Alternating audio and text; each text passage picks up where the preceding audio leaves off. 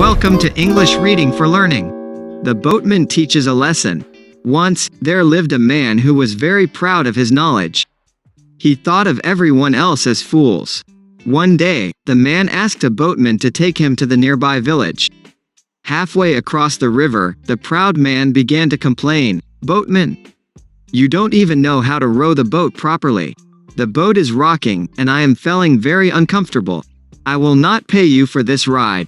The angry boatman rowed to deeper waters and rocked the boat until the proud man fell into the river and began to drown. He pleaded for help. "You think you are the wisest of all. How come you don't know how to swim?" remarked the boatman. The man realized his mistake and apologized. The boatman forgave him and rescued him. Thanks for watching and listening. Please click like and subscribe for new and latest uploads.